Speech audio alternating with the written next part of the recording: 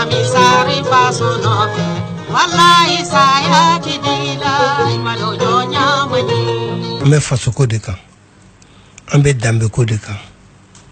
ambe mogo ka here de kan ambe maliku de kan Mamisari fasono wallahi saya kidila imalo jonya mani ay walibi baysira kamara ni ya jate mine anga ta ko folo la ni ye kalata okumu ko fo iba e ka fo kalata la benu mumbe sinabi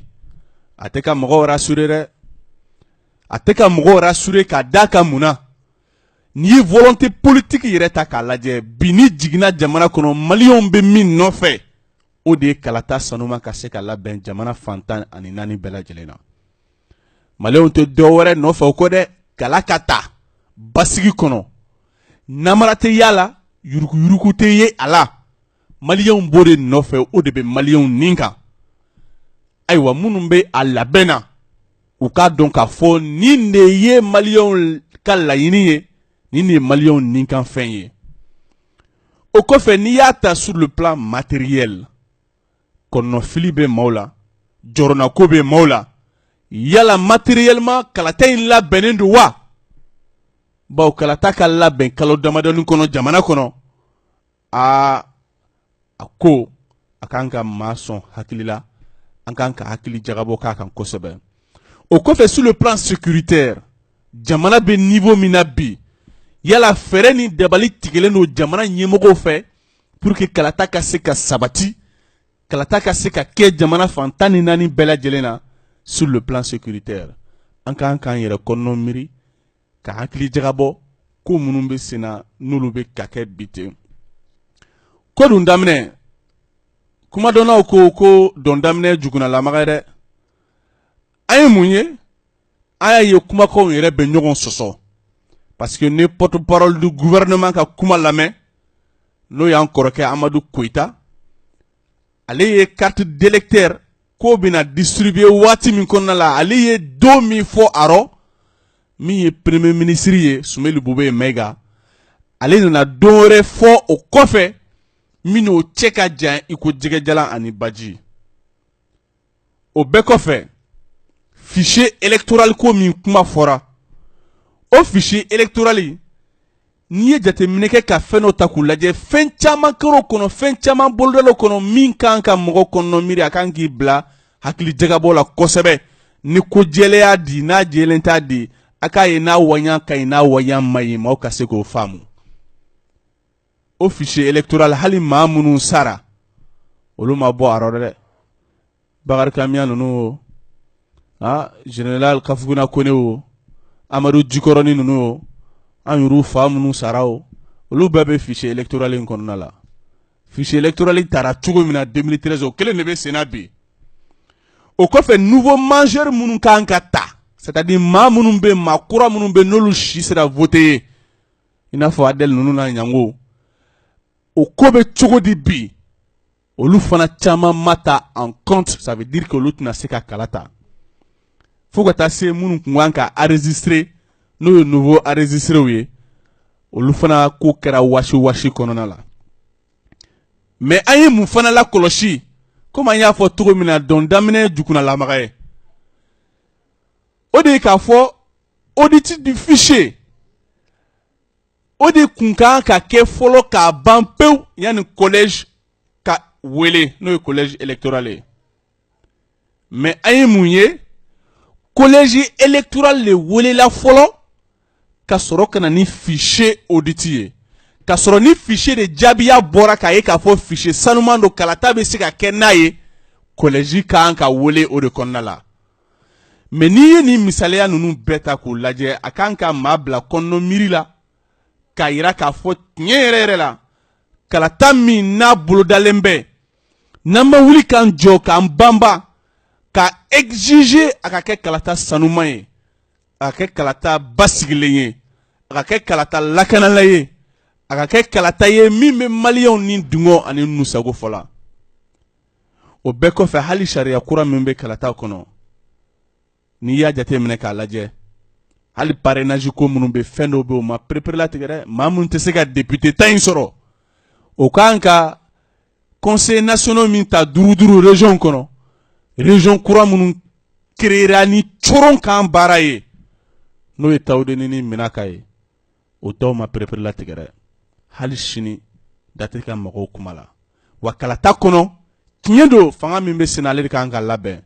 nka a man ka kɛ jakumabo fana ye dɛ dɔw sen kan ka don a la ale de kan k'o baara fana kɛ mɛ nin si tɛ ka kɛ o kɔrɔ ye mun ye ni kɔni bɛ forobadɛgɛ nɔni an b'a fɔ wa an dalagɛsɛ don dɛ n'i b'a nɔni kan ka nɔni kɛnɛ de kan nka maa min bɛ forobadɛgɛ nɔni dugu ni dugu la kana siga la fiyewu anw faw tun b'o de fɔ an ɲɛna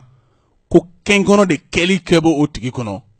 sɔn n'o t'i kɔnɔ i b'a nɔni jɛya la kɛ bɛɛ k'a ye o kɔfɛ sur le plan sécuritaire an bɛ dabalibanko min fana ye o de ye hali bi milice ethnique de bɛ ka créer ka sababu kɛ fanga min bɛ sen na a ma se ka population civile et militaire ka se k'u protéger ka se k'u sécuriser sur notre sol o ɲɔ bɛ ka ɲa waati min na yɔrɔ dɔw la duw bɛ ka jeni dugu kuturu bɛ ka jeni mɔgɔw bɛ ka déplacer ni dun ko k'i bɛ kala ta a tɛ ɲa fo min ye sous-préfet ka segin u nɔrɔ dɛ a ka taa sous-préfet kɛmɛ n'a kunkanfɛn olu t'u nɔrɔ bi ka sababu kɛ insécurité ni kalaw bɛ taa a kan ka taa l'école-sow kɔnɔ la anw fɛ yan an bɛ min ye a ka ca école-so kɛmɛ yirikaw ye mun datugulen don kabini dɔn ma bɛ fanga la ka na bila bi la a ka ca école karamɔgɔ 1000 n'a kunkanfɛn ye olu bɔr'u nɔrɔ ka sababuya kɛ mun ye ka sababuya kɛ basigibaliya ɲɔɲalen don o zone ninnu na hali bɛnkan ye min ye sariya hukumu kɔnɔna la opposition ni majorité n'u tɔw de kan ka fara ɲɔgɔn kan ka déterminer kala kan ka ta yɔrɔ min na mais o ma kɛ fanga bɛ k'o kɛ a kelen na o de y'a forobadɛgɛ nɔnini ye dugu ni dugu la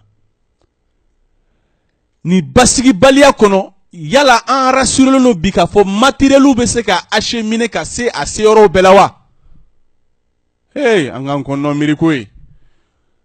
bamananw ko a ma ko ɲɔ bɛ ɲɔbugu ta k'an bɛɛ rɔ dɛ ayiwa an ka ɲɔ min ye nin a ta k'an fɔ an ye an ka faamuyali la jamana ɲɛmɔgɔ kan ka bɔ ka ɲɛfɔli kɛ maliyɛnw ye ka maliyɛnw bɔ kɔnɔfili ni kɔnɔ miiri la ten sa an ka se ka faamuyali sɔrɔ a la parce que maliyɛnw ni ye min ye u ni bɛ min kan kalata sanuma ka se ka labɛn jamana fantan ani 4 bɛɛ lajɛlen na donc hukumu kelen kɔnɔna la Bayisira Kamara tako fɔlɔ la an b'a bila yan bawo n'i ye da kɛ tasa kɔnɔ n'i ko k'i b'a fɛn finman bɛɛ tɔmɔ ni ala ma farati fɛn tɛ to tasa kɔnɔ dɛ an bɛ bɔ tako fɔlɔ la yan ka welekan bila hali bi k'a fɔ jamana in kanu kama faso in kanu kama an ka bɔ iko kɔnɔkulu ka taa yira diɲɛma la k'a yira jamana ɲɛmɔgɔ la sibiri nata n'o bɛ bɛn juin kalo tile 2 ma san 2018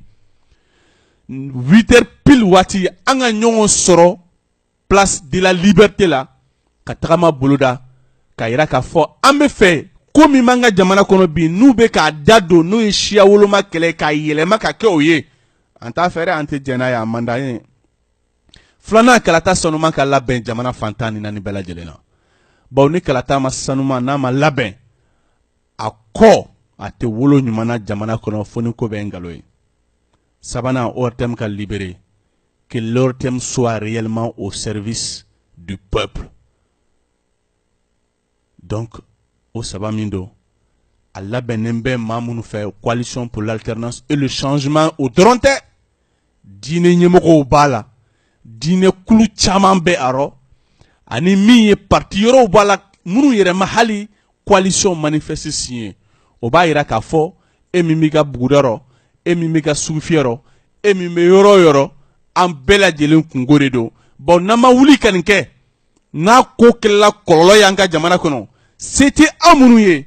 aw minnu bɛ bitigidaw la aw minnu bɛ sugu kɔnɔ aw minnu ye ouvriers ye aw minnu ye bololabaarakɛla yɔrɔ ye an bɛ se k'a fɔ ten bamanankan na kɔlɔlɔ fɔlɔ bɛ se aw de ma dɛ o tuma na yan'an ka s'o ma ko bana kunbɛ ka fisa ni bana furakɛ an tɛ bɔ le 2 juin an ka ɲɔgɔn sɔrɔ min ye place de la liberté la à partir de 8h